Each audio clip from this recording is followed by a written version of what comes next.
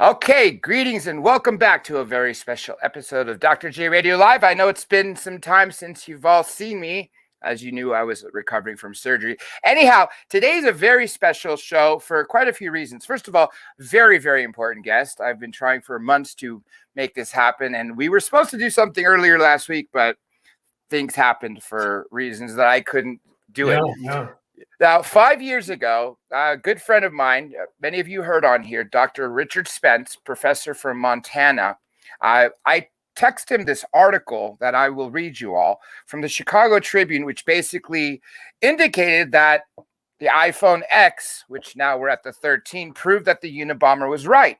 Now, my guest, Mr. John Zerzan, self-proclaimed anarchist, author, writer, podcast host as well, and also probably the one person who's visited Ted Kaczynski in prison more than anyone else I've ever known. Is that true? Well, I was the only one who visited him while he was in the Sacramento County Jail awaiting trial. Mm-hmm. I haven't visited him in prison at the Supermax in Colorado.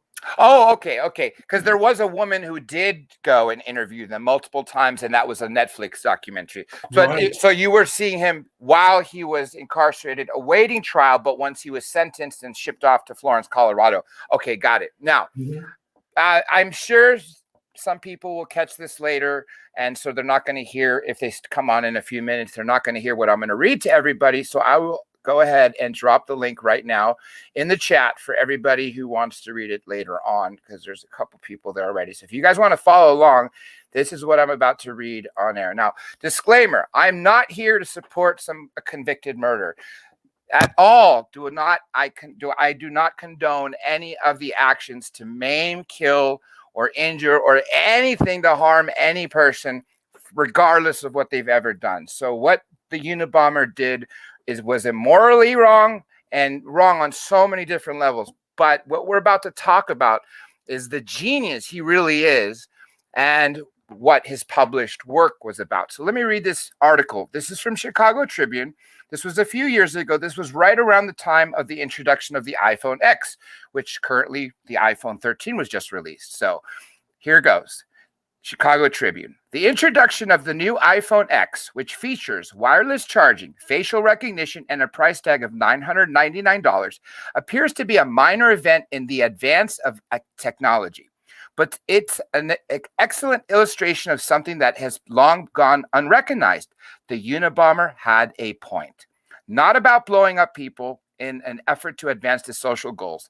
Ted Kaczynski's campaign to kill and maim chosen victims with explosives was horrific in the extreme and beyond forgiveness. But his 35,000-word manifesto, which I argue is not a manifesto, but more of a real published work, published in 1995, provided a glimpse of the future we inhabit, and his foresight is a bit unsettling. The Industrial Revolution and its consequences have been a disaster for the human race, it begins. Among the ills he attributes to advances in technology are that they promise to improve our lives but end up imposing burdens we would not have chosen. He cites the automobile, which offered every person the freedom to travel farther and faster than before. But as cars became more numerous, they became a necessity, requiring great expense, bigger roads, and more regulations. Cities were designed for the convenience of drivers, not pedestrians. For most people, driving is no longer an option, especially if you live in Los Angeles.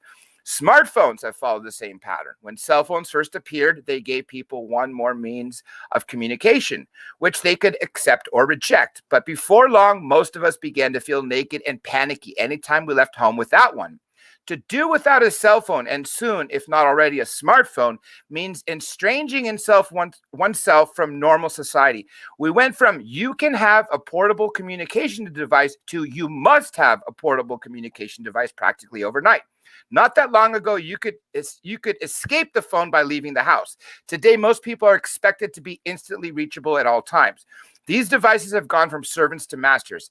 Kaczynski cannot be surprised. Once a technical innovation has been introduced, he noted, people usually become dependent on it, so that they can never do without it, unless it is replaced by some still more advanced innovation. Not only do people become dependent as individuals on a new item of technology, but even more, the system as a whole becomes dependent on it. Imagine what would happen to the system today if computers, for example, were eliminated.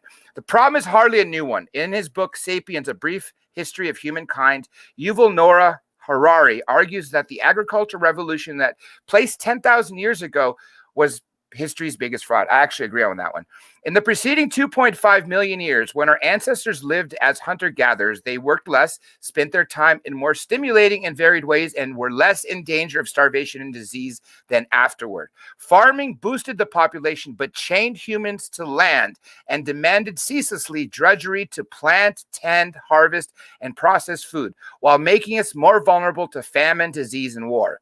People who had evolved over eons for one mode of life were pushed into a different mode at odds with many of their natural instincts. But it didn't matter. Eventually, those who preferred to live as foragers, such as the American Indians, no longer had a choice. In the 21st century, such a life is almost impossible. Kaczynski retreated to a remote cabin off the grid, but 325 million Americans couldn't do likewise, even if they wanted to. Computers and smartphones are also a Faustian bargain. In Harari's view, instead of saving time, inventions like email revved up the treadmill for life to 10 times its former speed and made our days more anxious and agitated. It's easy to romanticize the lives of ancient people while ignoring the perils and hardships they faced. And neither Kaczynski nor anyone else has a way to reverse history. Few of us would be willing to give up modern shelter, food, clothing, medicine, entertainment, or transportation. Most of us would say the trade-offs are more than worth it, but they happen whether they are worth it or not, and the individual has little power to resist. Technological innovation is a one-way street. Once you enter, you are obligated to proceed, even if it leads someplace you would not have chosen to go. Once the latest iPhone is in stores, some consumers will decide they simply can't live without it. The rest of us may eventually find that whatever our preferences are, neither can we. Now, obviously, it went off into more of the iPhone, but I think the premise of the argument really, this article is written very beautiful. John, I want to ask you, I know you've heard things like this for maybe 30, 40 years, if not longer. What do you think of this article? It's right on. I think I wouldn't dispute any bit of it at all. I'm with you, especially, going back what they mentioned 10,000 years ago about chaining ourselves to land, to farming. I mean, I've known this conspiracy that, there's been documentaries about this. I think David Wilcock even talked about this, that the biggest hoax or fraud perpetrated on the people was basically saying that farming was a good idea. But aside the two other points they mentioned, the automobiles and the cell phones, I think are very beautifully put. I mean, you cannot live without a car in Los Angeles. Look at the types of regulations you have to have: inspections, DMV, insurance. I mean, it's such a headache. It becomes to the point. I can see why Theodore Kaczynski chose to say, screw this, and go live in the forest. Yeah, and it did all start with the move to domestication. Freud said that's the very basis of unhappiness, the very basis of neurosis, because we're not meant to be domesticated or tamed. We get rid of freedom and eros, and you've got an unhappy life. It's getting unhappier all the time because domestication never stops going forward. More and more control all the time. And one thing that I really fear, and I guess I'll say this again at the end, and when I reach out to Kaczynski again, hopefully he'll respond this time, is about artificial intelligence. I've talked about this many times. The last time, if everyone out here remembers, with David Adair, brilliant astrophysicist, 26 patents in rocketry. I mean, bona fide genius, and without even having to convince him why, he had already came to the conclusion years and years ago that what Elon Musk says, once we let the genie out the bottle, it's downhill from there. You can't cork the genie in AI once you let that kind of technology out. So before we go into Kaczynski's life, what's your take on AI, and what single piece of technology do you think that right now is the absolute most dangerous for human society? Well, it might be the algorithm. That's something that seemingly no one understands, no one controls. Yeah. Well, that's the application of AI. And indeed, it does go forward. It keeps going forward. That's the inner logic of the whole thing. it goes forward until it's stopped, until the system is destroyed, straight up. That's there's no other way to look at it. And the thing is when the system is destroyed, we're not talking about just destroying a system. I think that'll literally be when we have a nuclear holocaust. I mean, what it would trigger, the global implications, I think, are something people will start a war for and obliterate the earth. So I think once that system starts to unravel, it'll be the end of mankind as we know it. That's just my personal opinion. What do you think about that? Well, civilization, in fact, is the end of mankind. It's snuffing life on every level. Every level. Who knows what'll happen? It could be any kind of scenario, but we're getting to the end days. It's not working. It's failing on every front, personally, socially, environmentally. It's been a giant bust. More and more people can see that. Yes. So the choice is, do you keep going on this suicidal path, or do you break away from it? Do you stop?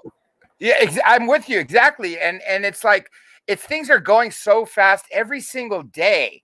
I mean, the change is on such an exponential level. It's like what's already happened from the moment me and you started talking has drastically already been. It's so old, it's not new anymore. It's in microseconds. It's already doubled in capacity, the memory. I mean, it's just. I don't even know that people can have a conversation and do something about it. Like, for instance, when Elon Musk talked about this with cars, right? The seatbelts, 10 years to get regulations on that. You don't have 10 years when dealing with technology that happens like, lightning speed, which is what happened when we entered the digital age. Yeah, exactly. That goes faster and faster.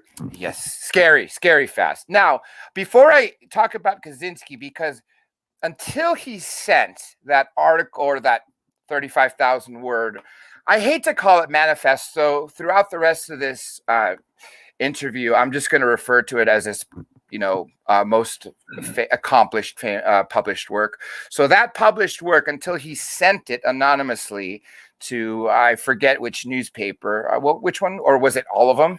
It was the Washington Post and the New York Times that he forced to publish, which was ultimately his outdoing. But see, when that came out, I was already interested in technology and its implications on society. And so, although being, 95 when it came out? Yeah. So I was 15.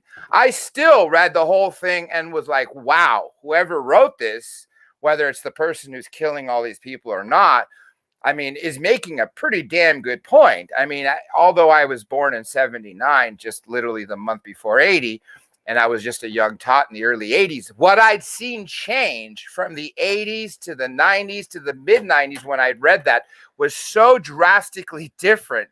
I mean, it's light years from what it is today. I couldn't even compute that. So when did you start to have these feelings yourself prior to reading that? Because you obviously felt this way for decades. Well, it was a slow path. I mean, I started out as a radical union organizer, and I was interested in labor history. I was interested in the early unions, and that led, for some reason, into the question of technology, earliest factories. Mm-hmm. And the question of technology was presenting itself logically, seemingly at every turn. As Foucault talked about carceral institutions, the factory system wasn't there just to make money. It was also there to control the population, which was given to lots of rioting and so forth in England, the first factories, the textile mills and all that. Mm-hmm. And so if you think of that as having this kind of control orientation, maybe pretty much all of it does. And I think Kaczynski took that next step, which Jacques Ellul in the Technological Society spelled out pretty well. You begin to see the whole thing, not as a plot. It's not a conscious plot, but it just works that way toward more and more control. And as you say, it shouldn't be called a manifesto, because it's not pounding the table. I believe this is true. No, it's actually a carefully argued long essay. Very, very well argued and very succinct and precise. I mean, it was clearly, to me, when I first read it, I was like, this person is not just college educated, but beyond PhD educated. The mannerisms in which he wrote, it's almost as if a team of professors at Harvard and Stanford and Yale got together and said, let's put our heads together and write the best piece of technology and its implications and put it out there. And I mean, that's exactly how I felt. And so when I had first seen Ted Kaczynski emerging from that cabin, I was like, whoa, this is the guy. So now let's talk about Ted for a bit here. So I'm assuming born in the late 30s, early 40s. Well, if he's born in the 70s, he was born in the 40s, right? Yeah, 42, I think. 42. Okay. So was he 14 or 15 when he started Harvard?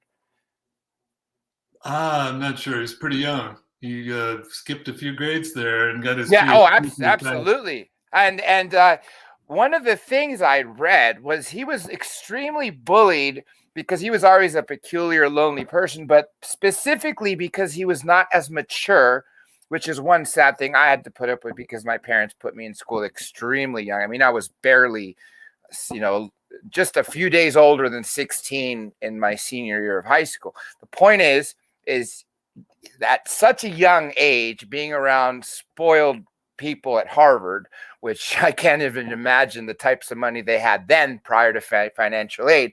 And then I think the thing that really did him in was the MK Ultra experiments. Now, how did that unfold? Well, I don't know. I think that's a bit of a red herring. The defense attorneys were trying to find something to pin an insanity defense on, and other writers have latched onto that probably he was really severely goofed up as a kid. I don't think so. I think actually talking with him, I think he was, I would say, and I don't even like these terms all that much, but I would say mildly autistic, not very good with social affect or people's, emotional intellect, all that stuff. And difficult to connect with people too, is right? Well, right, because of that. Yeah.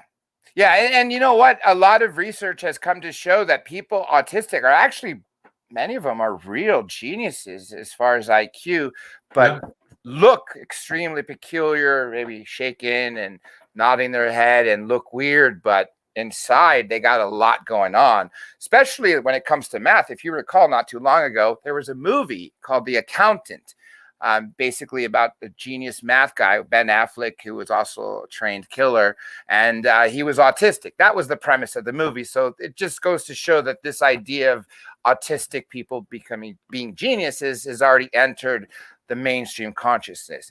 Now, what do you think, in your opinion? Well, let's stick to the history for a bit, because I'm sure a lot of people don't know Kaczynski's history. So after Harvard, what happened? What did he do?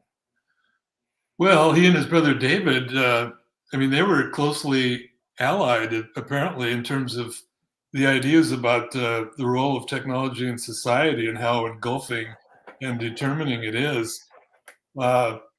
They were on the same track, and David peeled off from that after a while, and Ted ended up with the cabin near Lincoln, Montana, western Montana.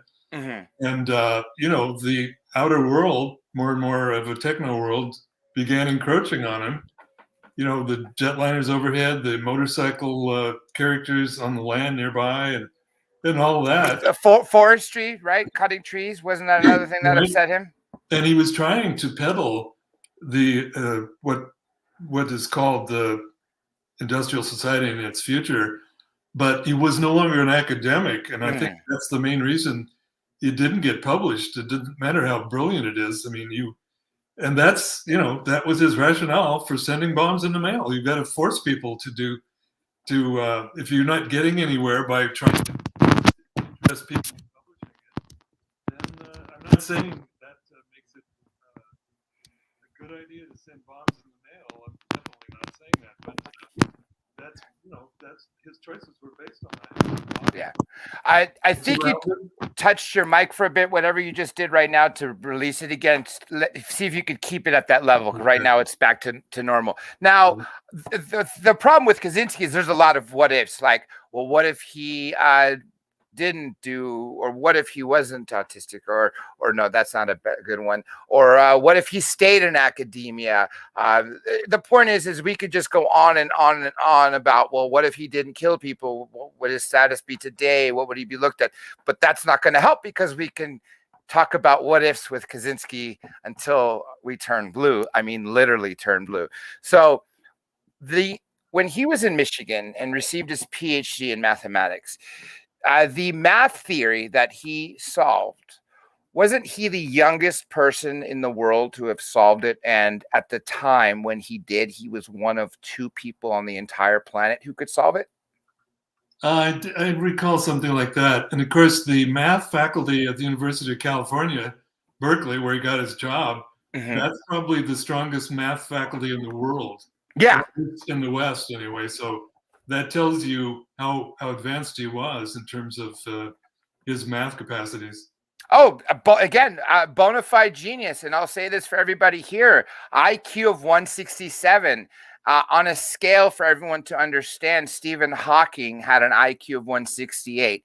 Now, I had understood that Stephen Hawking was the world's smartest living man. That's not true after I found out about Marilyn Vos Savant. She is really up there with an IQ of 226, depending on what year she took it, because she's taken it multiple times. So depending on how many people took it, the standard deviations, it's ranged from 154 on when a few people took it to when millions of people took the IQ to 226. The point is she really outdoes Hawking's. But Kaczynski, I can't find anybody that has an IQ over 170 or in the 200 range. So aside from Marilyn Vos Savant, he is the world's smartest male.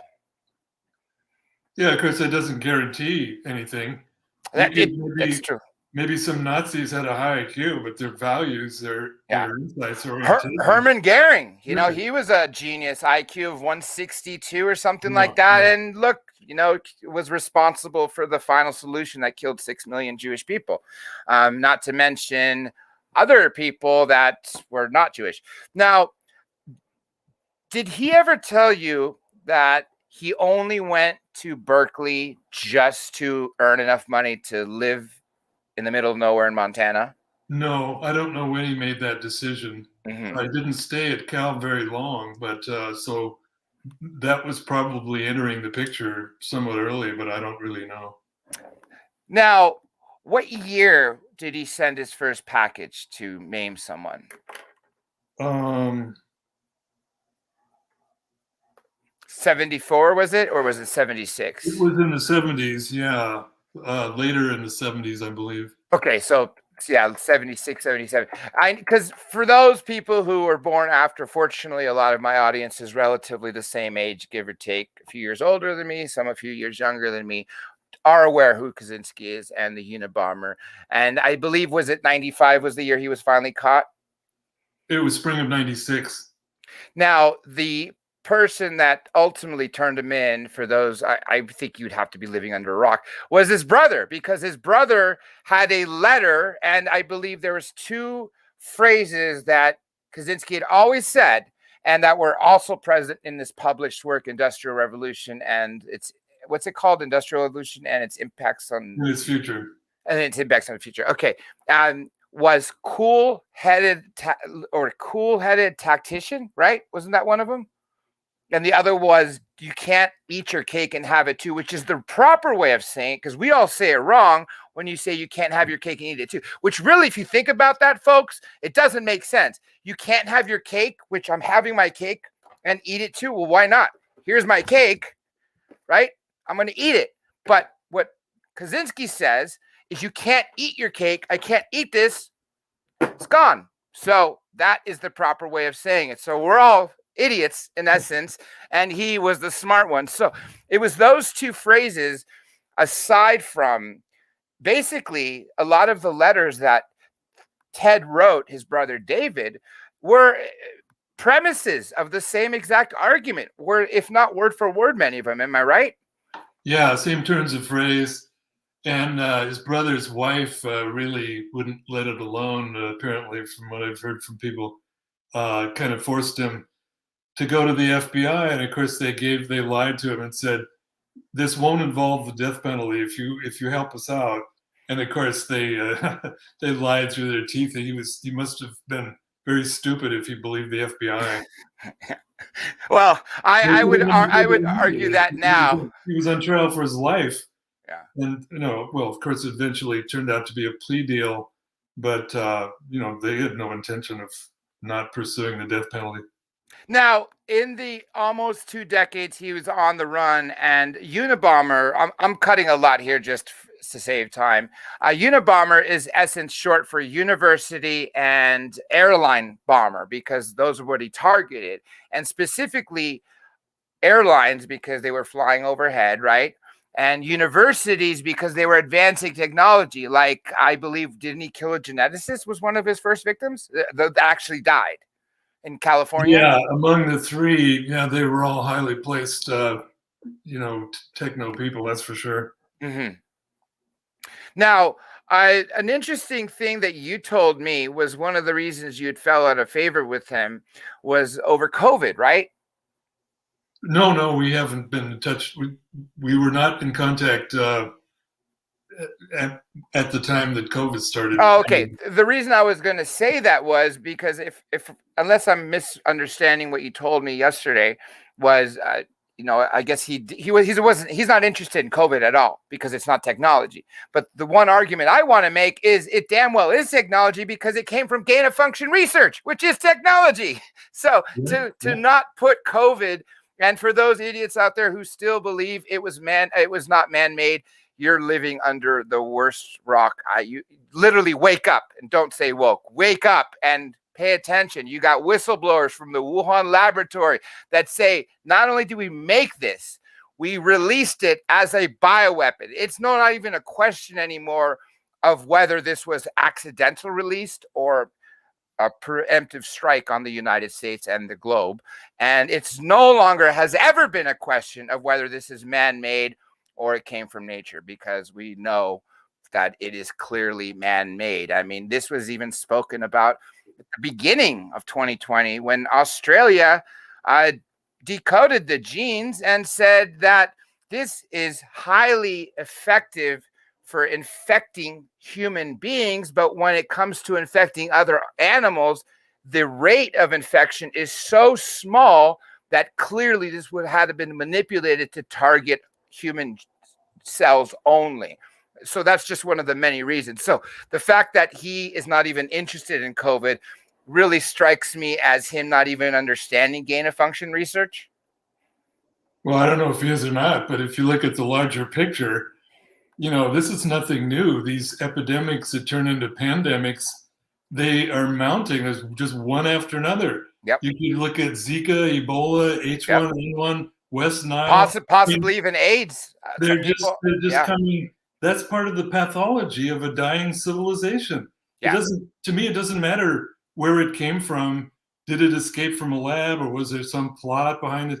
No, the bigger picture shows that this is the result of something much deeper than that. It's just, this is, when everything is going south on every level, this is just another piece of it.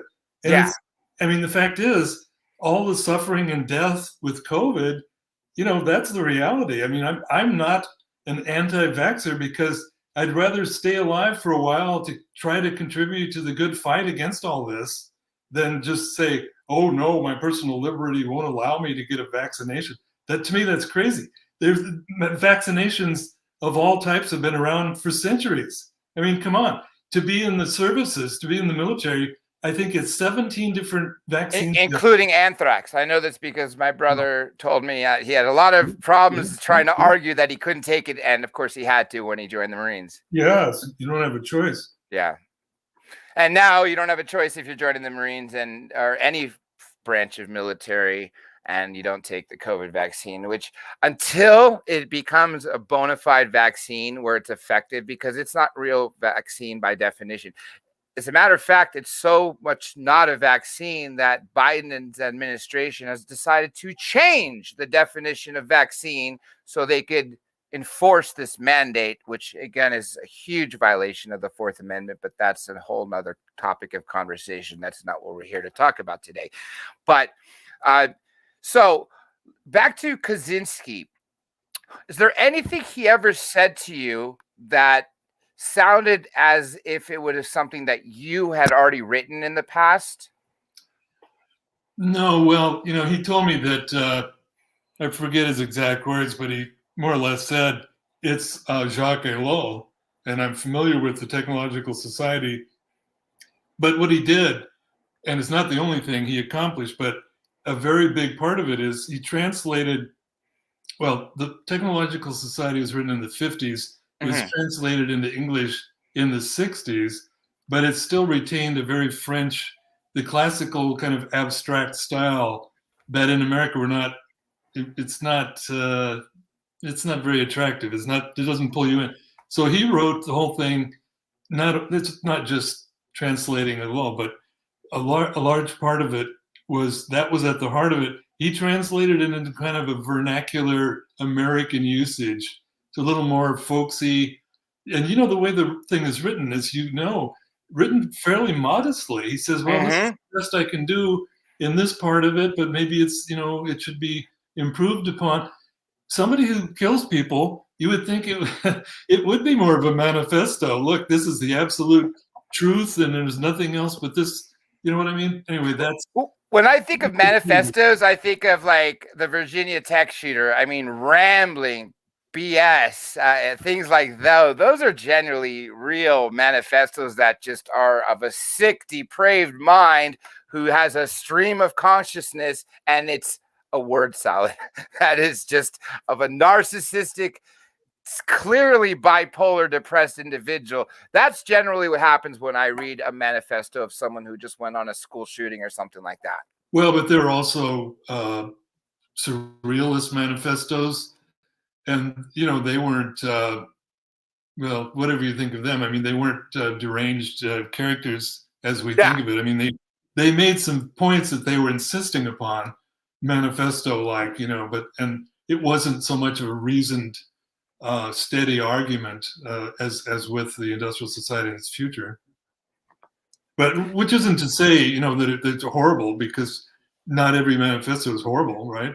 Yeah, that's. I was just going to say that the problem is with media in America, especially the last few decades. I don't even want to comment on the last decade, but they sensationalize, weird killers. So the only time they publish a manifesto on a massive scale was it involves some whack person who just executed a bunch of classmates or office folks that he just got fired or something like that. Now hold on, let me see what's this comment here. Okay, no, anyhow. Now what's your take on, okay, let's talk about your book for a few minutes, and then we'll go from there, because I want people to know more about you as a person and why they should, at least if they don't like anarchism or don't quite understand it, at least read more in on it or read more about it so you understand it, because you may find that a lot of the ideas behind anarchy are not only linked very closely to libertarian thought, but actually make a lot of good sense. And if you look, for instance, when it comes to economics, well, when you have a government imposing what the market should be, or what the production of oil should be, or forced prices or forced wages, by having that sort of government interference, you're going to collapse an economy. The only way is a pure market economy, where the market sets the rates and the consumers set the demand. You can't have interference from the government. So in that form of anarchy, where you have zero government involvement, you really are the most successful when it comes to economics you can be. Well, the exploitative system that starts with domestication always relied on monopoly of power by whatever form of government there was. That's true in Mesopotamia or Egypt or anywhere else. It's always been the case. In other words, I don't think you can separate the two. But the other point I would make is that all of that is part and parcel of this ruinous system that's devouring everything. That's why I'm coming from an anti-civilization perspective, not this kind of economics or that kind of economics. Virtually none of that should have ever been undertaken in the first place, as I see it. So, that's a different kind of quibble altogether. I have nothing in common with libertarianism on that level. You know what's really interesting about what you also were just saying prior to the libertarianism things too is exactly what the society right now in the last 9 months has been happening in the United States, which is to stop focusing on the individual and focus on which class of people you belong to. So we belong in a group. We no longer have any individuality. And in anarchy, to me, that's a huge tenement. I mean, doesn't it require you to be an individual? Sure. If you believe in freedom and autonomy and would like to see a little bit of that in the world as it's disappearing, sure. Now, what do you think can bring more attention to people of that their freedom is being stripped? Because fortunately, a lot of people that I know and a lot of people I see here in chat are very, very well aware of the media's non-stop lies. I mean, look at what they did at the border. You have people riding horses because they work for the CBP. They're all of a sudden systemic racists who whip migrants. But anybody who's ever ridden a horse knows that these are reins. They have nothing to do with whipping people. They don't make contact with humans or the horses. They are simply to guide your horse to turn or to prevent the horse from heading onto someone or from heading to harm itself or to harm other people. The point is the media these days completely destroys any truth to anything at all, which is one sad thing right now, because that shows that we have no freedom anymore. Well, that's the least part of it, in my opinion. That's just flat out ugly. I think you can't get away from the generalized racism involved. Why are there all these refugees? Now there are climate refugees. I mean, the whole thing isn't working. It isn't healthy. It's, I think it's better to, rather than take one small part of it, to step back and see the bigger picture, which is catastrophe. And everybody seems to know it. Nobody really is arguing otherwise. And yet we're still supposed to be quibbling about this or that, or the Democrats or the Trump fools or something. I mean, that's garbage that guarantees there's not going to be any future if we stay on that level. It's just that's what's madness. Let's just say hypothetically you had the power of the executive, the Senate, the House, and the Supreme Court unilaterally. I mean, literally as a royal dictator, if you will, that you made every law. What would you do differently for the United States? Would you just say dissolve it, everyone go your own way and do what you want? Or would you find it in a different way than, say, the Constitution? Well, all of that has to go. Mm-hmm. I mean, you're talking about what happens in complex society. Complexity, that's the basic thing. Joseph Tainter wrote a great book called The Collapse of Complex Societies, and he shows why civilizations fail, why they've all failed, why this one is failing. It consumes its host. It just does. The carrying capacity is lost at a certain point, and the damn thing goes under. But now there's only one civilization left. There's one integrated world system, and again, to quibble about constitutions and this law and that law, all that is the outcome of an ever more complex society. You need all these regulations, and that's the illusion that even Marxists or free market people have in common.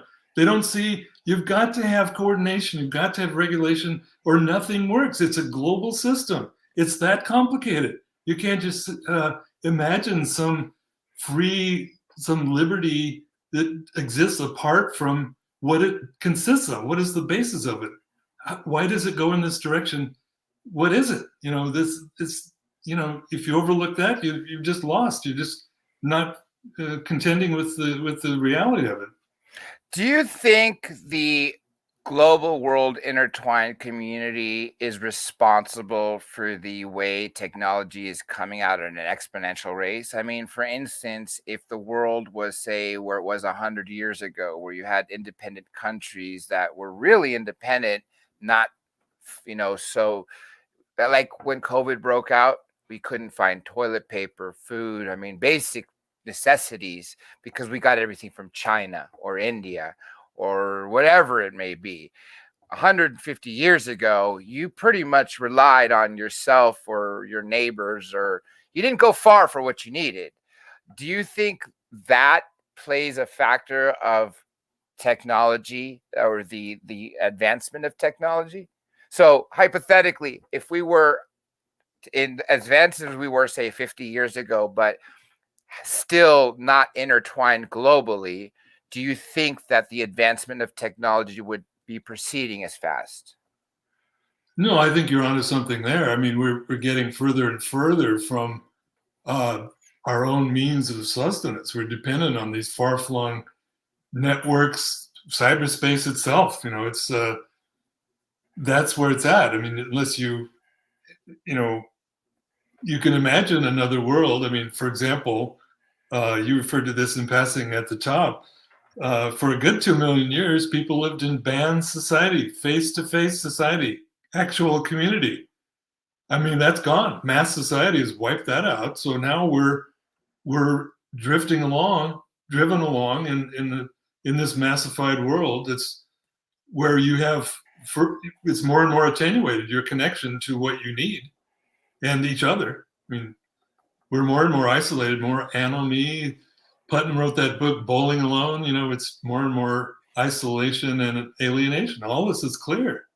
I don't think anybody really argues against it. And yet, again, we're still on this plane of arguing about this or that, tiny part of the surface of things.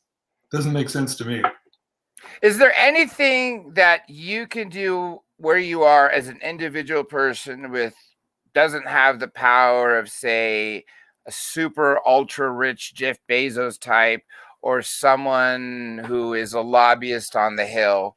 What could you yourself do outside of showing your works of published works by writing more, doing your show, and then doing shows like these? I mean, is there any impact that any impact that you're having right now that you can tell other people that they can do on themselves to hopefully prevent this collapse of society? I don't think so. I think you're quite spot on there. That's all we're left with. I mean, I'm getting a little too old for lots of rioting and action in the streets, that's for sure. But I mean, that's, to me, if there isn't a conversation in society, if there isn't a true conversation, dialogue that involves basic questions in a radical way at the depth that we need to try to start changing things to go in a different direction, it's not going to change. The media will still be in control of everything, the corporate media, the mainstream media. And, we're kind of left out in the cold. I mean, I have a radio show. You have a bigger voice, but, we're not too much allowed to get center stage to try to challenge some of these things either. We got to change that. And that's the same things I'm mentioning right now. Obviously, I'm asking these questions because these are thoughts that I'm not just having, that I came up with since we started talking, but these are hard thoughts that I had already started to have on my own as a youngster. And that's why when Kaczynski published his work and sent that to the Washington Post and New York Times, and I read it without knowing, hey, this is the person who's killing all these people, that really resonated with me, because he had cited examples that I already was living, because I had gotten my first cell phone in 96. So, I mean, when I was reading the implications of, phones, when they first came out, provided the opportunity to do what you want. I mean, I remember my first dates. Hey, I'll meet you at the theater at this time, or we'll go whatever it is, food court at the mall, right? It doesn't work like that anymore. It's actually to the point that sometimes I will leave my home personally with no phones other than a burner, which I have for emergency, turned off, made specifically for outgoing calls only in case I get somewhere. Because if you notice, you have to have a cell phone because there's not even payphones anymore. So if you need to call a tow truck, I sadly, after, I don't know if you guys out there won't know this, but you do. I had broken my back recently, 2 weeks ago. I had a really bad fall. I don't want to get into it right now, but I broke 2 vertebrae in my back. The ambulance took me to the ER, and I was barefoot, didn't have phones, and just had my insurance and my ID. Well, the person who was supposed to pick me up wasn't answering.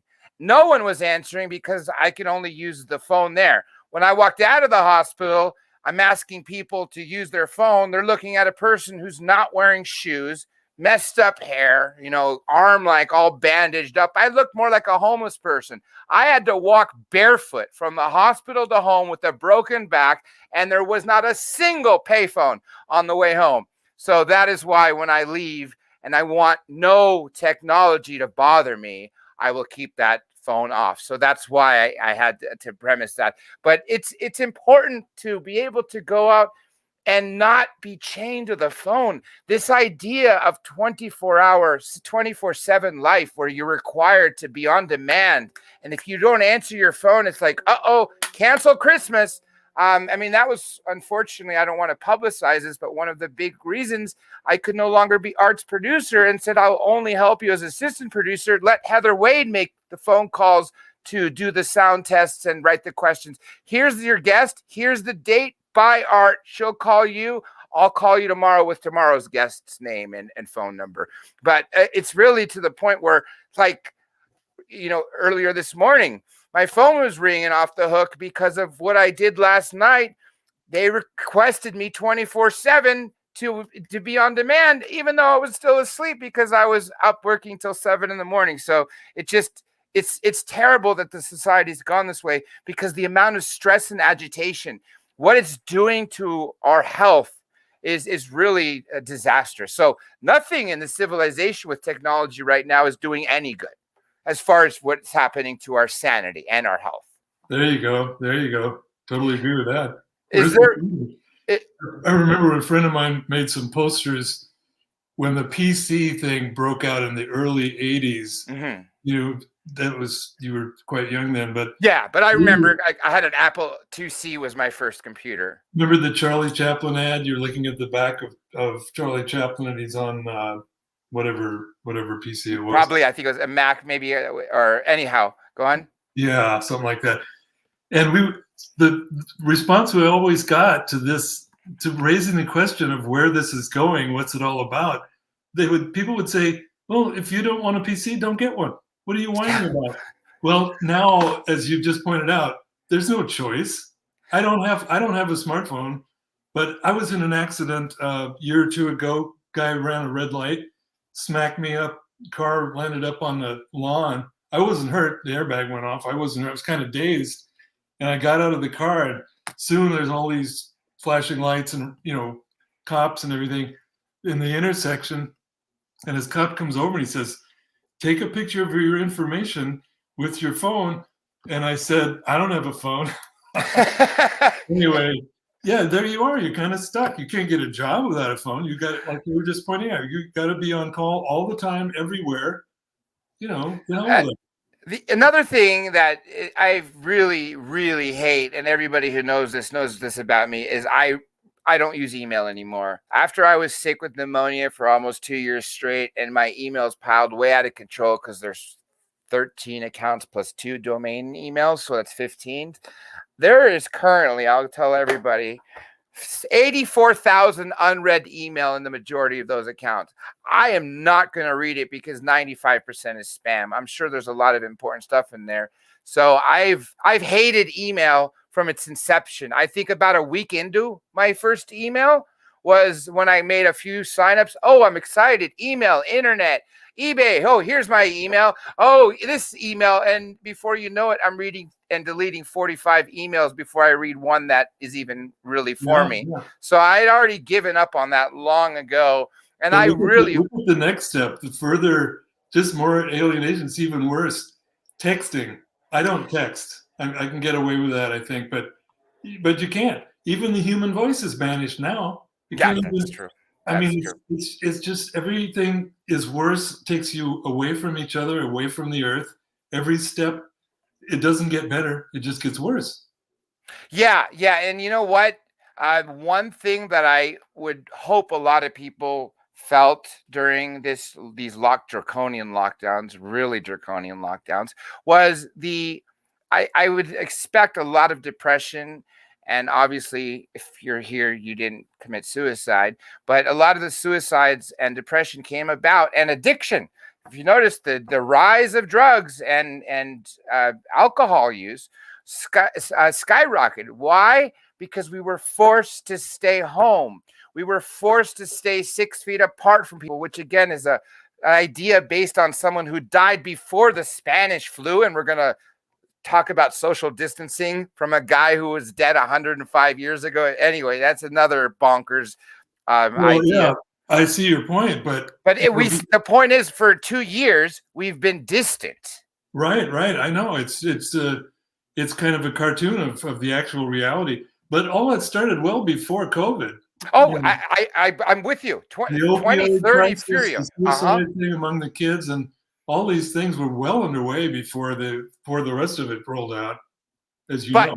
But as COVID hit and we all of a sudden were restricted more and only could communicate with social media, text, because the amount of texting versus calling, I'd say, is easily 20-1. I mean, how many people will make 20 texts with, or 20 different people text before they actually pick up the phone to make that one phone call and actually hear that voice? We're so far attenuated from actually hearing voices anymore. It's kind of scary. And for 2 years, I mean, I could still go for a walk around the block after sunset, and it's like The Walking Dead. I mean, it's like, is there a zombie apocalypse? I have no more neighbors walking dogs, no neighbors walking their kids on strollers. I mean, like, where did society go? It's almost like they got so used to being indoors, they don't want to be outdoors anymore. Yeah, sad but true. And I don't know what would change that, because they keep talking about a return to normalcy. I don't think there'll ever be a return to normalcy, because first of all, where we are as opposed to 2 years ago with technological innovations have pushed us even further apart. More social media. I mean, I can't even count how many different social media platforms there's. Every day there's a new one out there. It's just bonkers out there. And so you have that on top of basically everyone's impending collapse and sadness. And also, I'm really I don't want to sound like we're all in essence screwed, but I'm trying to ask you, is there any glimmer of hope that I can hope for anybody here? Because I don't want this to be 90 minutes of doom and gloom scenario, because really it is, because this is the world we live in. But at the same time, I'm trying to leave people with the glimmer of hope. Yeah, I know it's difficult. It's tough. It's very tough. Yeah, I have that challenge on my weekly show. Well, I think one conceivable silver lining is the fact that people are not happy with it. You know, there's a lot of addiction to the phones and all that, but you know, you also read about all these camps where people detox. They have, you know, they try to get away from their phones. In other words, it's not a loving embrace where everybody's happy and joyous. And no, they know how estranging the whole deal is, and it's not a happy scene. That's not. I think the people that are running things don't have a very calm night's sleep, because they realize people really hate this shit. They do. I mean, they're not pleased or fulfilled by it. They're not. There's simply not. There's, if anything, they're opposite. They're not just not pleased with it. They've actually want more connection now, because they've actually have lost more as they've undertaken these new applications. There you go. Yeah, well, maybe people will get sick of it. Well, you know, it's ironic you mentioned, you know, you have these camps for like teens, but it's not just teens anymore. You have adults, but internet addiction. I mean, who would have thought parents would spend thousands of dollars, medical insurance will actually pay for you to go to rehab so you could stop looking at your phone all day. They will cut you off the internet for the month that you're there. No video games, no TV. I mean, communicate with people the way you're supposed to. Talk, converse, really? Yeah. touch, hold, yeah, exactly. All of it Interface. is being evacuated. The human touch. Yeah. Oh God. There's no more human touch. No. Health, these crazy substitutes. The sad thing is human touch has gone so far away, especially in the last 2 years. I'm ticklish. I mean, that's how little I actually get touched by someone I love, because I don't have anybody. And if I did, I'm not allowed to even see them on a regular basis because of masks, the lockdown. Or what about when you see couples wearing masks and kissing? I'm like, wow. I mean, I just want to do more head smacks more than anything. Now, let's go back to Kaczynski for a bit, because I know a lot of this. Obviously, I titled this with the reason, and obviously a lot more people here that weren't here before. So a lot of people who here weren't at the very beginning. I read aloud the article, which is exactly what this is about. What I labeled this title about. So rather than me rereading this article, I wanted to read it at the beginning to set the tone. So those of you who were at the beginning and are still here, then you'll obviously understand why I did it then. But for those of you who hopped on after, I'm going to drop this article in the chat. Go ahead and open it and read it. It's a very short read, and it essentially is from the Chicago Tribune defining why the Unabomber was correct with regards to modern day iPhones, and it even talks about how, about agriculture, the cars, and the phone arguments, and how they started with promises of freedom, but ended with more addictions and headaches, which could be said about anything that's ever come out, whether it be video games, whether it be TVs, whether it be cable TV. I mean, do you remember when there was like 5 channels and you were limited? I mean, now there's a new channel. I just got an alert, the fishing channel. I mean, whoa. I mean, I there's going to be every genre soon. I mean, like, and what does this do? It keeps you indoors, not 6 hours anymore, but 18. Yeah, yeah. And now you can sit on your couch and actually buy a car. That kills me. These outfits like Carvana. Do you know Mark Cuban, the billionaire? He wanted, because he's a techno geek guy, he made a lot of money in internet. He refused to see the Gulf Stream in person. He literally is in the Guinness World Records for making the largest online transaction. He bought a private jet online for $40 million. Jeez. Yeah. And, all the rest of it, the e-scooters, e-bicycles, e-skateboards, don't use your physical body. Don't get out there and do anything. You got to have, everything is motorized. Everything is just another piece of technology to keep you more flaccid and fat and diabetic and weak. We're becoming so unrobust. We used to be robust, way, way back, man. We had the strength and the skills. This is a giant de-skilling project as well as anything else, where you can't exercise anything really in terms of skills, learn stuff and do stuff. That's another point, of course, of the so-called manifesto. There's less and less meaning in life because the technology does everything. I mean, it's a crude way to sum it up, but it's, along those lines. I'm with you what you said about exercising and all these e-bikes, e-scooters. I don't know if people are familiar with Lime bikes, but they're very big in Los Angeles. In essence, you can download an app called Lime Bike, and you could see where a bike or a scooter is, or you just see one on the street, and wherever it is, it's electronically locked. So unless you pick it up and steal it, you're not going to be able to roll it away. You put your credit card in there, so that's how you pay for it. And you ride it as far and as long as you want, and it'll charge you on that. But when you're all done, you just leave it there it is. The next person will either see it and rent it or use the app to locate it. I have never used the e-scooters, But if I want a bike, since mine got stolen out of my backyard not long ago, I will find an actual bicycle, online bike, and go ride that, because I refuse to do anything that makes me more lazy. I mean, why go on a bike ride if I'm not going to ride the bike? I don't want the bike to ride me, because if that's going to be the case, well, I'll buy a Harley Davidson then. Right? Yeah. Yeah. It isn't a physical challenge. I mean, all these things are reduced, and that's also part of what Kaczynski was saying. As society gets more and more technological, that's what you lose. Freedom, meaning, all that stuff goes away. Does Kaczynski believe in God, or is atheist? Oh, I doubt if he has any religious stuff. I wouldn't know that for sure, but it never came up.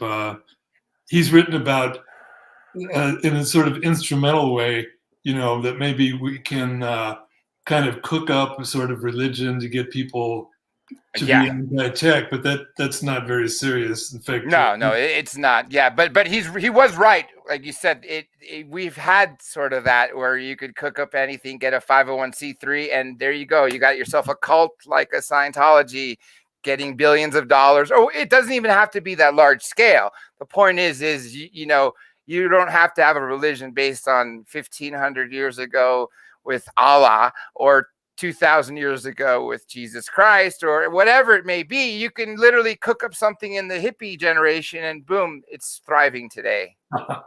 It's true. Now, Scientology, I mean, because, there's always been stuff for the people that, let's say, don't exercise their minds very much. Astrology. I mean, yeah. Oh, yeah. Absolutely.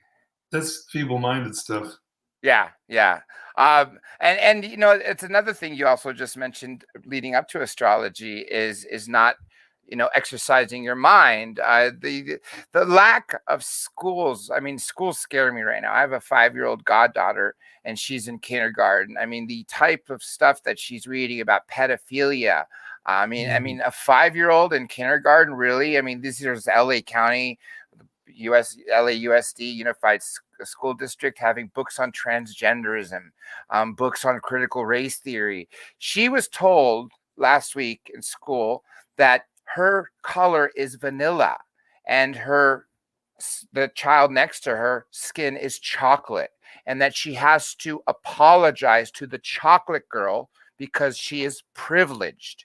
I mean, she's 5. She doesn't know anything about why I'm not supposed to like my skin. And I mean, she just sees a friend, a child her age, plays with them, so this idea of divide and conquer is already, no longer happening in colleges. It's already gone down to the very bottom.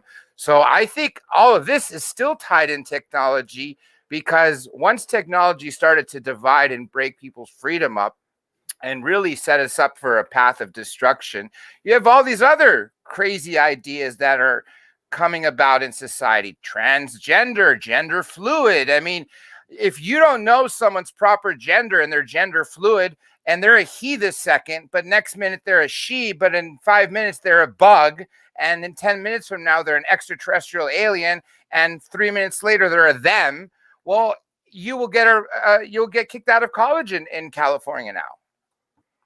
Well, it's gone that bonkers, where if you don't know the proper pronoun, even though someone changes it, because gender fluid is the new in thing now, where you could change your gender by the second. I mean, it's really gone bonkers, but I don't ever think that the pendulum is going to swing back. When I was in law school, that was a big thing. And it could be also said about politics, right? Where when a radical government takes over, like this new social movement, Marxist, bring in the ideas from the Nazi Party, socialism, democratic socialism, which is rooted in National Socialism, right? The pendulum normally swings back. No, it isn't actually. I'm not a socialist, but that's not true. Well, and actually, if you're talking about freedom, apparently you don't believe in the freedom for people to be who they are. No, I do, but I was saying that in law school, like the Supreme Court for criminals will not take any cases for 20, 30 years, and then the pendulum will swing back. Well, they'll say, okay, we've been too harsh on criminals. Let's take a look. And then there'll be some new landmark cases that change criminal procedure, for instance. But when it comes to technology and its implications and the harm it's done to society, the way we've swung so wildly into what we are now, John, I don't think it's ever going to swing back to normalcy, to where we can control the outcome of our lives. Well, not the way things are going. I mean, but the whole impetus of it, the larger force field is, that's what's basically wrong. Not some political squabbles that change or don't change. Or, I mean, I'm not threatened by trans people or gay people. I think they should be who they are, and I don't see, frankly, people going through all that to be despised basically in society just because of some whim. I suppose there are some people who might be tempted that way, but I don't think that's a real problem. Yeah, what really is the problem to me is that I don't see an end in sight. I keep coming back to the doom and gloom scenario. Yeah, I know. It's hard not to. Yeah, it's because it's so deep-seated. That's the problem. And if you're not tackling it at a level equal to that, at a depth that's adequate to explain what the hell's going on and why, then you're just fiddling around. You're just wasting time. How much time do we have?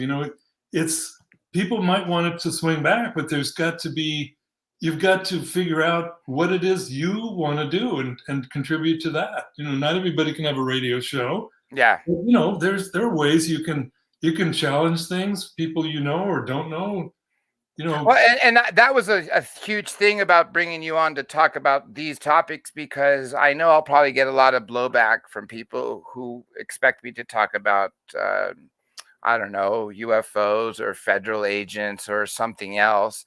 But I think it's that important to talk about. And I think it's not just important to talk about because of my personal beliefs, but because it is affecting everyone, whether they know it or not. So to at least shine some light on the topic, I think is really, really important. And I I appreciate the chance to talk with you. And this will not be the one and only chance. I promise you that. This is probably one of the few times I'll talk about Kaczynski on this interview, because next time I want to focus. Actually, I'm hoping next time I can have your book and read it before, because that would be even greater. But we'll talk about that after.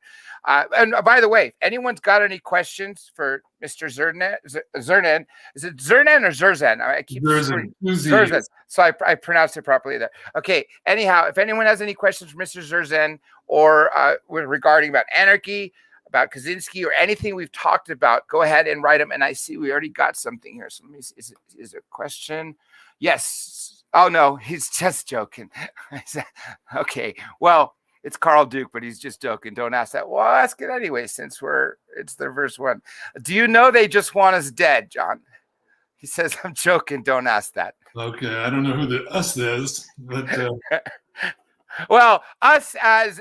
You can't just say the government, because the government isn't necessarily the person who is inventing artificial intelligence, but at the same time, you have government grants. It's all intertwined. So you can't label one person as the one person who's creating these problems. You can't anymore.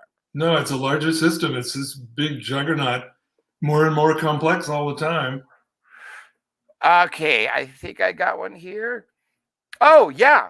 Dear friend of mine, Rockstar. And by the way, thank you for the super chat, and everybody else who I've thanked in chat for your super chat. Believe me, I have not forgotten. I will give you all a shout out at the end. I just don't want to break our stream of talking. So this is from Rockstar. It says, hey, John, will you get a phone when you have to show proof of vaccination? Because they're requiring that now. They no longer want the papers because they say it could be forged. So a written vaccination passport is no longer good enough. They want you to link it to your Facebook, which won't help me, because not only am I not vaccinated, I don't have Facebook because they keep banning me, which is good because I never liked social media. Obviously, when I got involved in this, my social media manager took over that. But the point is I got banned again from my 13th account on Twitter the other day. So I am definitely booted for good off all those. But what are you going to do when it comes time where they require an actual electronic passport? I'm going to resist that. That's for damn sure. I'm not sure what the hell they can do. Yeah, you know, I'm with you on that one because I have. It's a definite. It's certainly possible. A very definite consequence if you if you have to, meaning what? I mean, I don't have to Well, have a they job. want I'm already, they're I'm not. If I had to do it to have a job, yeah. well, I'd probably have to get the phone by definition, pretty much. But It's in New York City right now. You cannot go to a restaurant, gym, or anything, supermarket to buy, food unless you show proof of a vaccine. And there's fortunately a lot of angry people. And surprisingly, that Joe Biden was trying to say this is racist for Black people to get an ID. The number one people complaining is Black Lives Matter. So bravo for doing one decent thing, because they're the ones that are making the biggest riots right now, harming people who are demanding that they show them passports when they get it. I have a simpler method. I just don't wear a mask. They ask me to wear a mask in a store. I say, I can't wear one. I identify as an extraterrestrial alien and I don't breathe oxygen. Usually they let me go. If they come back a second chance and say, I'm going to have to ask you to leave, sir, I'll say, look, I'm not here to cause a problem. I can't breathe with the damn things on. If they worked, then you couldn't breathe from them anyway. And I said, I'm not going to wear one. I will leave shortly. But if you want me to leave and you touch me, I'll scream bloody murder. And if you're not going to help me pay for something, then I'll take it and walk out, because police are no longer showing up to crimes. The point is my red line is I will not be forced for a vaccine. Is so you don't have a red line with the phone. On a personal note, dude, I wonder what you're going to say when you're on the ventilator. It sounds like your health isn't very strong. Well, no. Aside from with that, man, if you want to stay alive, to me, it's more of a matter of public health. We're in the plague years now. I want to stay alive. I'm pretty strong. I work out 3 times a week and so forth. But anyway, if you are compromised, my wife is. Mm-hmm. I mean, I'm not going to pass on the damn vaccine or wearing a mask, because it's an airborne virus, man. That's what kills people. Quite a few people. It was a choice, I probably would have been vaccinated by now. But the fact that it's mandated is the reason I'm saying, okay, I am not going to do something against my will. That is my red line. It's all about freedom for me. Yeah, well, death has a way of canceling freedom, I'm afraid. You know what I'm saying? I know what I can see your position. I get it. I understand it. Okay, I think we're caught up. So anyone else, you write something, as you see, I'll clearly put it up for everyone else to see your question or comment. And of course, Mr. Zerzan will answer it.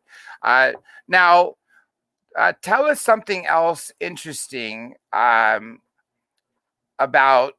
what Kaczynski has ever told you about the fact that email is now in, because you wrote him up until years ago, right? Yeah, we were, we didn't have a whole lot of contact after he went away to the Supermax, but in fact, the sort of falling out we had was fundamentally about the question of civilization. He was not anti-civ, and I felt like you can take the anti-tech thing only so far, but then you have to see, in my opinion, that it implicates civilization. The basic guts of the whole thing that drives it forward, that really defines it and sets the stage for the technological problems we have now, the bad effects of more and more technology. Well, one of his books is mostly devoted to attacking that position, the anarcho-primitivist position, green anarchy, civilization critique, various terms that all mean the same thing, but predicated on questioning civilization itself, domestication itself. And so he wrote this book, which is largely an attack on that position, and me in particular. We were corresponding about it because I knew he was not anti-civ, and that he was going to come out with his conclusion that it was full of holes, and the anthropology wasn't very strong, and this and that. We had quite a correspondence, which he ended up using selectively, I might say, in the book, and even fiddling with the evidence. And that was kind of, I'm sorry to say, kind of a final straw. Yeah. You don't mess with the evidence. Because for one thing, you're going to get caught sooner or later. If anybody does any digging or scholarship, it's not going to work. More fundamentally, it's just not on. It's just the bad thing to do. You don't do that. So he's clinging to the strictly, rigidly anti-tech thing. And I'm on board all the way. Like you and I have just been discussing the so-called manifesto. It's lovely. I still recommend it highly to people.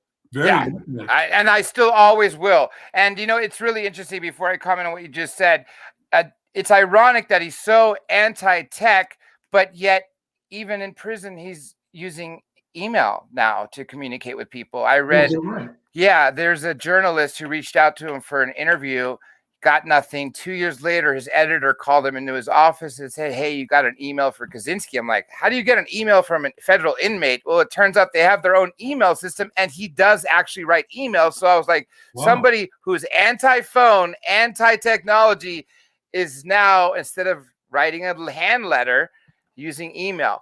But it's ironic because I would have never guessed that he wouldn't have taken his argument all the way to anti-civilization. So he stopped short of that. That means, and to me, I'm actually not as respectful of his idea as I was prior to our conversation, because I assumed when he wrote Industrial Society and its future and the implications that we've had on society, on us, that he would have taken it all the way that you've talked about it and you've written about it, that as far as that. So the fact that he stopped short shows to me that maybe he really wasn't as well as aware as I would have hoped he would have been. Yeah, I was a little surprised by that.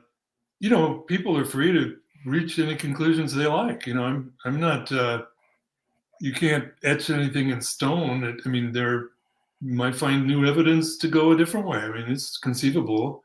But, I mentioned this to you, Dr. J, I think it was yesterday, this case of a funny little one-page article in the New Yorker way back in the 90s called E Pluribus Unabomber. And it was kind of a little joke of a piece, but it posed a very interesting question that I think relates to this thing about where you go with it or how far you go with it, perhaps in terms of civilization. It simply asks the question, okay, posing this to the Unabomber, you want to get rid of modern technology. I see the point. Cool, But so where does that put us? In the Middle Ages or what? Where? I mean, what? So that's an open question, and you never did put up a response to that. When you told me that yesterday, throughout the night, I kept pondering. It's like you really cornered him, and as someone who is so highly intelligent, for him to not be able to come back with that with a strong argument bewilders me. I mean, it almost makes me believe that he didn't fully believe the paper anymore that he wrote. Would you say that? Yeah, I'm actually wondering right now. I'm questioning it to some level, not 100%, but to some level, if he would not link the implications of civilizations, what it's done to us as humans, because that is just as part of the equation as, genetics or internet is. Right. I agree with that. Yeah. And I mean, anyone has to answer that question, not just him. For example, for our part, the so-called primitivist wing of thinking, we can easily say, honestly say, a huge inspiration for our point of view was the life of species before domestication and civilization. In other words, face-to-face, band society, coherence, community, people take care of each other, and you don't have hierarchy, you don't have specialization. But once that stuff starts coming in, the specialization and the hierarchy, that's how you slowly get to the domestication jump-off point. So we can answer the question that way. maybe not, with great specificity, but frankly, the Paleolithic appeals to me on that basis. Screw all the technology.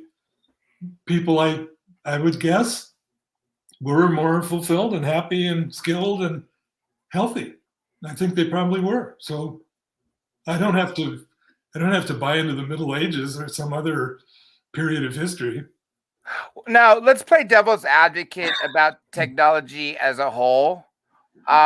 What technology do you feel, I mean, we don't have to stick to one example, maybe just, if it's not one, maybe a couple, that you feel have actually helped us rather than divided us or taken away any of our freedom? I mean, clearly advances in medicine. I mean, the first vaccine, penicillin, that clearly has saved a ton of lives.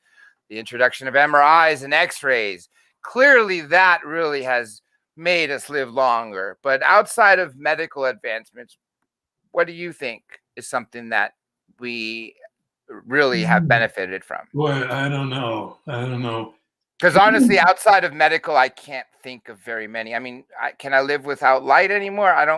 I wouldn't like it, or air conditioning. But outside of that, I can definitely live life without I mean, assuming the world wasn't dependent on computers and smartphones. If I was told right now, hey, everyone throw away your laptop, desktop, TV, DVR, everything electronic, I'll say, okay, as long as you guys do it. So when I knock on your door or I write you a letter, you're not going to be like, where's your phone number? I mean, I will gladly do it because I'm not as addicted to these technologies as most of the world is. Well, yeah, and in fact, we might not even be able to give a pass to the medical advances, because with so many technologies, maybe technology in general, it comes around to give some kind of solution or healing or respite or something from what it caused in the first place, right? I mean, That's about these advances, but what do you need the advances for? If people are not, having a lot of mental health problems or cancer or all the rest of it, why are they having all these problems? You can't just go around and say, "Oh, we're your saviors because we've developed all this stuff." It's true to some extent on one level, but you're right. On the other level, they created the problems to begin with. So they created the problems, and then if they can't say sit there and they're like, "Oh, we're the saviors of humans," because it's like, well, at the same time, you're the reason we're so messed up. Diabetes wouldn't be an issue. I'm talking about type 2. I'm not talking about people who are born with type 1. Would not be an issue if we didn't have technologies that refined sugar, for instance. This propaganda that we've had in the last 75 years to push sugar and carbohydrates as eat a lot of starchy stuff, when really that's the stuff that will make you beyond obese, diabetic, and ultimately give you a comorbidity, if not the one morbidity that's going to kill you. So I'm with you on that one. That's definitely for damn sure. But we're all held hostage to it. I mean, nobody's exempt. I mean, I don't have any privileged status in terms of the technology. I don't either. Yeah, we're using it here. We have to. Yeah. We wouldn't be able to accomplish this unless I would fly out to see you, and then I wouldn't be able to get this information out if we didn't have these technologies. Yeah. That's where we're at. It's not the world I want, but here we are. Trying to navigate it and do the best we can. You took the words exactly out of my brain. We have to do the best we can with what we have. Yeah. Now, I know I bounced around on multiple topics today. I promise next time I won't. Like I said, this is the time I wanted to touch on Kaczynski because I never had the expert that I wanted to talk about this article. Professor Spence, great friend of mine, very, brilliant, but he is more of a historian. I believe what he teaches at the University of Montana is focuses on 18th or 19th century Russian philosophy and history. So he was a brilliant person to send this article and say, hey, let's talk about it for an hour. But he didn't come from the anarchist point of view. So when I would tell him why I felt this way about cars and cell phones and everything else. He couldn't quite make the connection. So that's why I wanted to spend the time with you and Kaczynski this time before we got into you being an anarchist. That way I could set this up for next time you come on. I could label this video about anarchy with your name without putting Kaczynski's name and your name in it. So since I promised you 90 minutes and we're beyond past that, let's talk about your book for a bit, where people can get it, and a few of the other books you've written. Oh, yeah, I've written a few. I've been at it for a while. Well, I'm basically an essayist. So these books are virtually all of them are collections of essays, and they range all over the place. Different themes, from weaving to love to fire, death, the sea, all from, it sounds kind of crazy. Some are more specific than that, but from rather through a lens of questioning civilization and what do things look like if you do that? Do things have a different dimension? Let's say, it's and there's not a whole lot of that. I've been maybe I still am kind of a co-editor of something called Oak Journal. We're just working on number 4, so it's fairly new. It comes out twice a year. And that, if anyone wants to look for that, Oak Journal Anarchist. I think there's another Oak Journal that's kind of a self-help zine, but there's an anarchist. Oak, O-A-K, right? Like yeah. Oak Barrel. Got you. So that's what I'm mainly doing. And what's the name of your podcast? Well, it's the radio show. Yeah. At kwvaradio.org. Okay, so you're on an FM or AM? FM, yeah. It's college radio. It's under the rules of college radio. Yeah. At the University of Oregon. And so what's the title of the program? Anarchy Radio. Anarchy Radio. No, I think it's brilliant.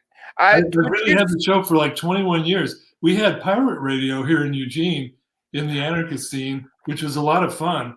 Yeah. We were kind of always moving it around. The transmitter you could hold in your hand. I remember, hearing about pirate radio growing up. It was fun. It wasn't really illegal, but it wasn't legal either. It's kind of this gray. Yeah, the gray area.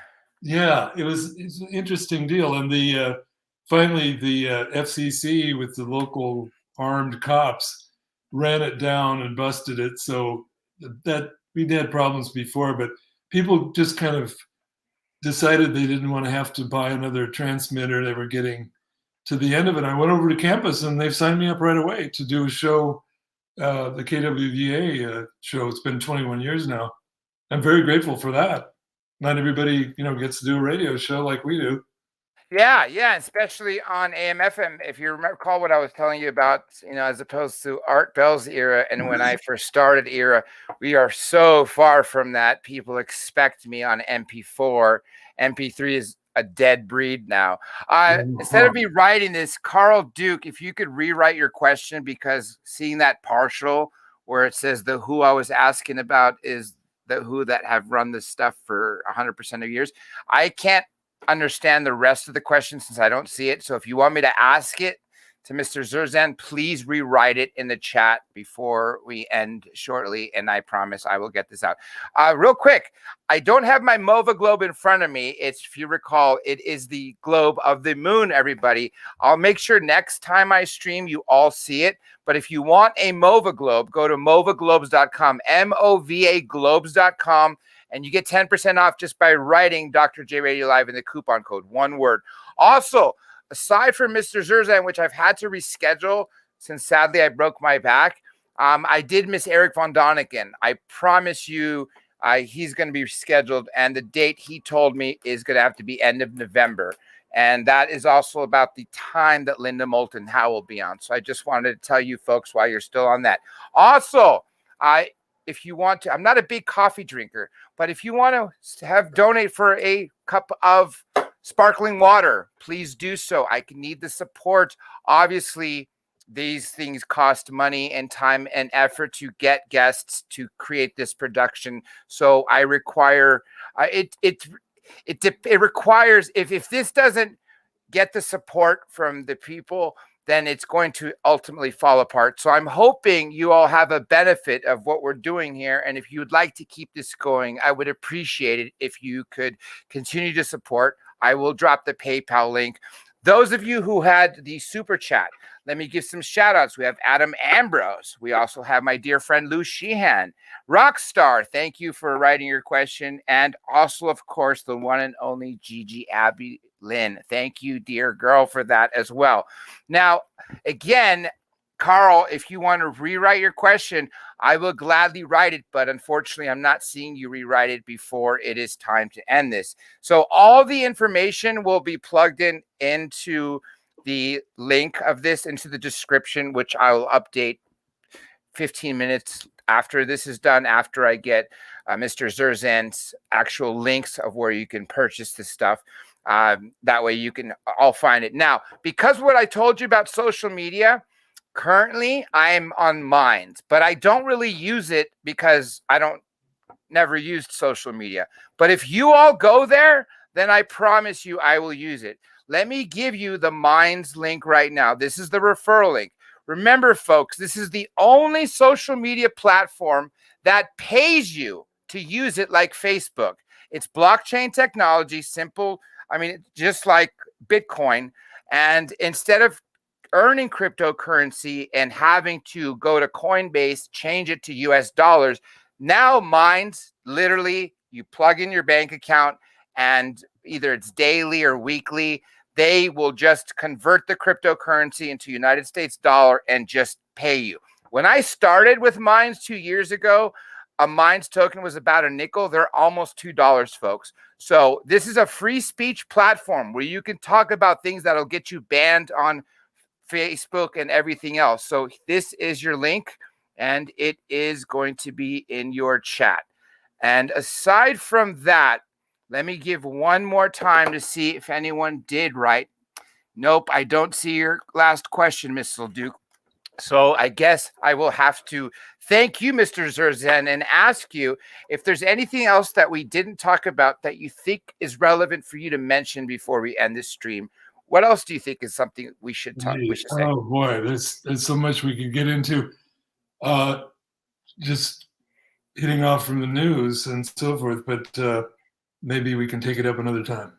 Well, I was going to say, yeah, next time we'll focus entirely on anarchy and about you and what you've written, and so how, because this information is important to continue to get out there. But if you think we've covered enough for today, then let me see if I got anything else too. Nope, unfortunately, I see that everybody has caught the question and Carl Duke has not rewritten the last one. So with that being said, folks, I can't tell you which day this week or next week I will have a scheduled interview.